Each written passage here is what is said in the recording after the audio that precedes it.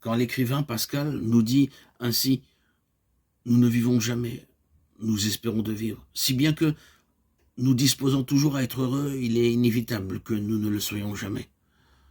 Il n'est pas sans intérêt de souligner que, bien qu'avec les mêmes prémices, l'expérience et l'expérience psychanalytique en particulier nous conduit ailleurs. Nous ne vivons jamais, nous espérons de vivre. Oui, bien sûr, puisque vivre n'est pas autre chose qu'espérer vivre, vivre vraiment, quand nous ne vivons qu'imparfaitement et mortellement. Cependant, nous disposons toujours à être heureux, il est inévitable que nous le soyons toujours, à condition évidemment que cette disposition ne soit pas une attente, une demande où l'homme s'offre passivement aux circonstances. Mais si cette disposition est un acte de volonté, il est inévitable qu'un bonheur, quoique relatif, lui arrive puisqu'il l'aura voulu.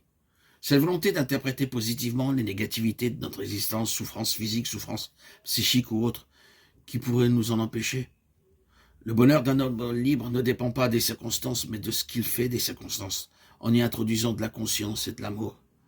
Peut-être éprouvera-t-il alors quelque chose du bonheur, souverain de celui qui a pu dire « Ma vie, on ne me la prend pas, c'est moi qui la donne. Mort, où est ta victoire ?»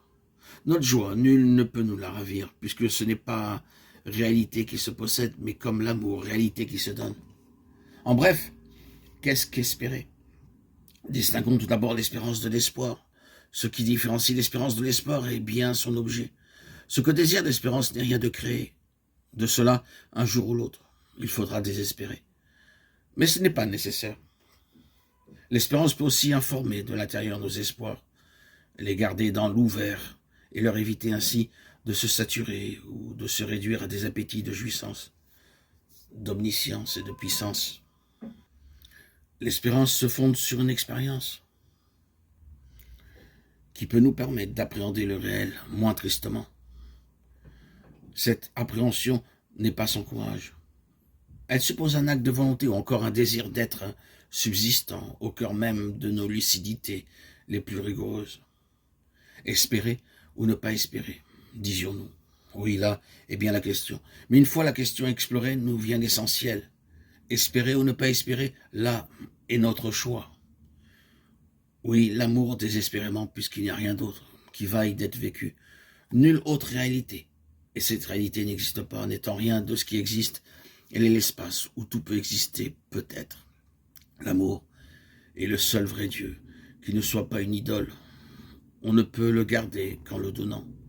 L'amour est le seul vrai Dieu au nom duquel on ne peut que mentir, puisque c'est une vérité que l'on n'a pas, que l'on n'aura jamais, et que l'on perd sans cesse en la cherchant. Aimer quelqu'un, c'est renoncer à l'avoir, et dans ce renoncement, il va. Il ne peut que venir et passer. L'amour, ce qui arrive au ciel quand il se fait bleu, mais il n'y a pas de bleu désespéré, il y a le beau temps qu'on n'attendait pas.